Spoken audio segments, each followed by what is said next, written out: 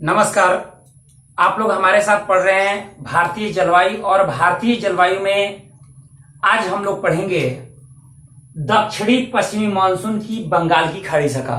पिछले वीडियो में हम लोगों ने देखा था दक्षिणी पश्चिमी मानसून की अरब सागर शाखा, जिसमें दक्षिणी पश्चिमी मानसून की अरब सागर शाखा केरल के मलाबार तट पर टकराती है और उसके बाद पूरे पश्चिमी घाट पर्वत पर वर्षा कराती है।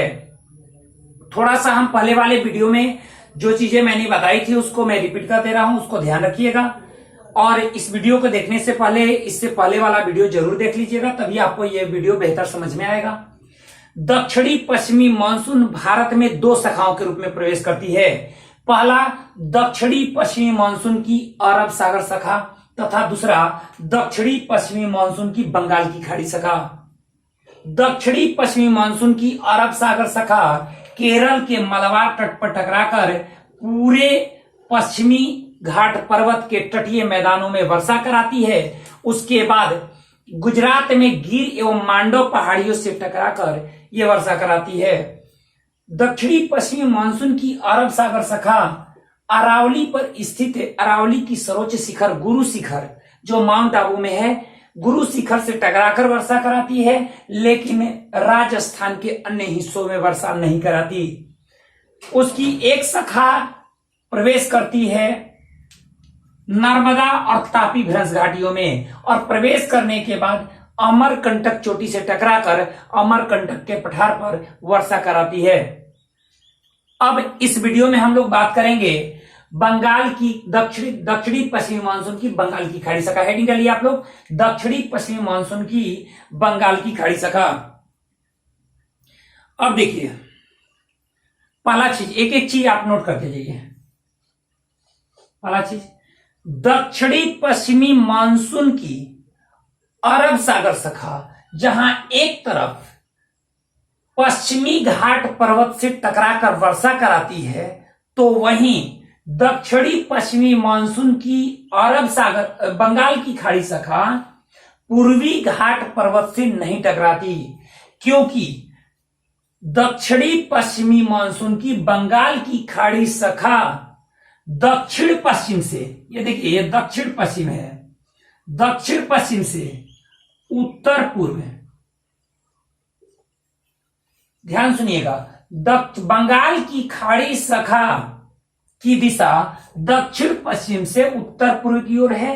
अर्थात कहें तो दक्षिणी पश्चिमी मानसून का जो दिशा है वो दक्षिण पश्चिम से उत्तर पूर्व की ओर है, और भारत के पूर्वी घाट पर्वत का विस्तार दक्षिण पश्चिम से उत्तर पूर्व की ओर ही है। ये दक्षिण पश्चिम हो गया, ये उत्तर पूर्व होगा, यानी इसके समानांतर है, जिसके चलते दक्षिणी पश्चिमी मानसून की बंगाल की खाड़ी शाखा पूर्वी घाट पर्वत से नहीं टकराती। इसके समानांतर दक्षिणी पश्चिमी मानसूनी पवनें इसके समानांतर प्रवाहित होते हुए शिलांग के पठार से टकराती है।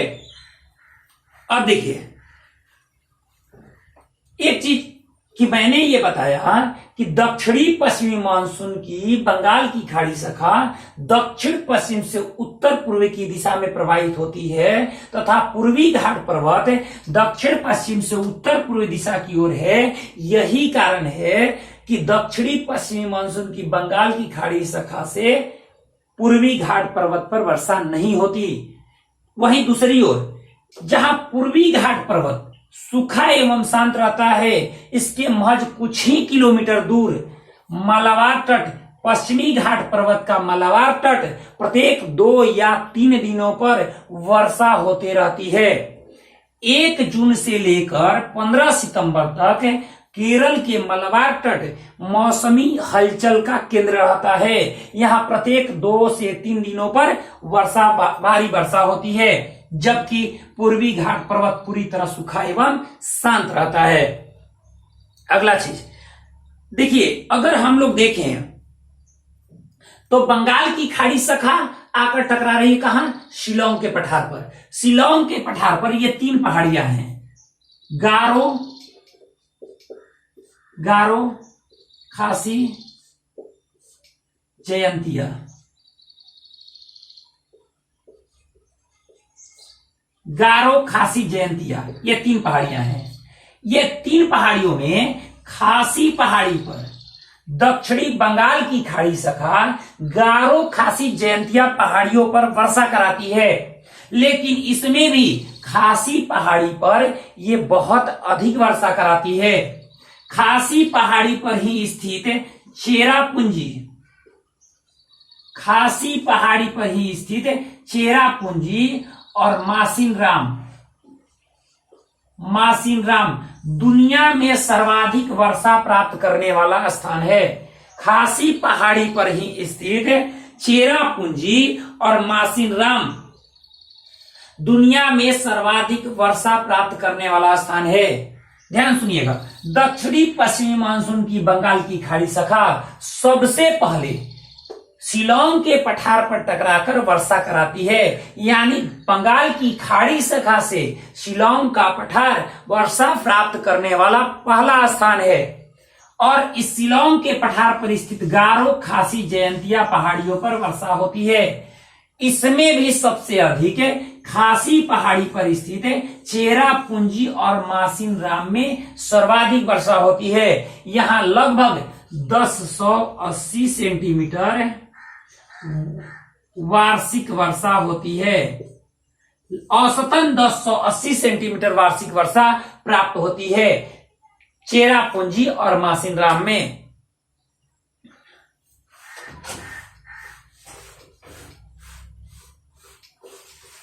अब देखिए, शिलांग के पठार से टकराने के बाद इसके बगल में यहां पर त्रिपुरा है और ये है आपका मिजोरम।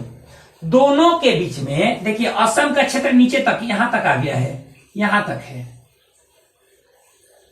यहां तक आ गया है।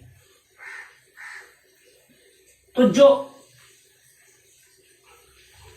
ध्यान रखिएगा, शिलांग के पठार से टकराने के बाद बंगाल की खाड़ी शाखा इसके पूर्व में स्थित सुरमा घाटी में प्रवेश करती है। सुरमा घाटी आपका ये जो मिजोरम का हिस्सा है, यहां त्रिपुरा का हिस्सा है। दोनों के बीच में असम का क्षेत्र है, यहां असम का क्षेत्र है, असम का क्षेत्र है। और असम में इस घाटी को हमें समतल सपाट मैदान टाइप से है, इस घाटी को कहते हैं सुरमा घाटी। सुरमा घाटी शिलांग के पठार से टकराने के बाद ये दक्षिणी पश्चिमी मानसून की बंगाल की खाड़ी शाखा सुरमा घाटी में प्रवेश करती है। प्रवेश करने के बाद ब्रह्मपुत्र नदी घाटी में प्रवेश करके यहां पर उमड़ती हुई ऊपर उठती है। ध्यान रखिएगा, यहां पे क्या है, उत्तर में हिमालय पर्वत है, दक्षिण में शिलांग का पठार है, बीच में समतल सपाट मैदान है जहां ब्रह्मपुत्र नदी प्रवाहित होती है। जब ये मानसूनी पौने सुरमा घाटी से प्रवेश कर रही है तो इधर आकर के ये उफनती हुई ऊपर उठती है, पहाड़ियों से टकराकर ऊपर की ओर उठती है। और ऊपर उठने के बाद असम घाटी में ये अच्छी खासी वर्षा कराती है। ध्यान रखिएगा, दक्षिणी पश्चिमी मानसून की बंगाल की खाड़ी शाखा शिलांग के पठार से टकराने के बाद उसके ठीक पूरब में स्थित सुरमा घाटी में प्रवेश कर जाती है। और सुरमा घाटी से होते हुए वो असम घाटी में प्रवेश करती है, अर्थात ब्रह्मपुत्र नदी घाटी में प्रवेश करती है, जहां चारों ओर से पहाड़ियों की मौजूदगी है। और इन पहाड़ियों से टकराने के बाद ये उफनती हुई ऊपर की ओर उठती है, जिसके बाद ये पहाड़ों के ढालों पर अपने नमी को छोड़ देती है, अर्थात यहां अच्छी खासी वर्षा कराती है। वही दूसरी ओर जैसे ये टकराती है शिलांग के पठार पर, तो वहीं ये पूरब की ओर, पश्चिम की ओर मुड़ती है और पश्चिम की ओर मुड़कर हुगली के मुहाने से प्रवेश कर जाती है। दक्षिणी पश्चिमी मानसून की बंगाल की खाड़ी शाखा दूसरी ओर शिलांग के पठार से टकराने के बाद पश्चिम की ओर घूमती है और यह हुगली नदी के मुहाने से प्रवेश कर जाती है। हुगली नदी के मुहाने से प्रवेश कर जाती है तथा कोलकाता होते हुए उत्तर भारत के मैदानी हिस्सों में प्रवेश कर जाती है। ये देखिए उत्तर भारत का मैदानी हिस्सा है, यहां प्रवेश कर जाती है। उत्तर भारत के मैदानी हिस्सों में प्रवेश करके ये दक्षिणी पश्चिमी मानसून की बंगाल की खाड़ी शाखा वर्षा कराती है। लेकिन यह जैसे जैसे उत्तरी भारत के मैदानों में पश्चिम की ओर बढ़ती है, वैसे वैसे इसमें नमी की मात्रा कम होती जाती है। ध्यान रखिएगा, जब ज्यादा नमी रहेगा तो अपने नमी को वहां छोड़ देगी। तो सबसे ज्यादा यहां पे जब नमी है और जैसे ही ये मुड़ती है तो कोलकाता में पहले वर्षा कराती है, कुछ नमी कम हो जाता है, आगे बढ़ने के बाद पटना में वर्षा कराती है, वाराणसी, इलाहाबाद, कानपुर होते हुए दिल्ली तक पहुंच जाती है। दक्षिणी पश्चिमी मानसून की बंगाल की खाड़ी शाखा शिलांग के पठार से टकराने के बाद हुगली नदी के मुहाने से प्रवेश करती है तथा कोलकाता में वर्षा कराती है। उसके बाद पटना में, फिर इलाहाबाद, कानपुर और दिल्ली तक ये वर्षा कराती है।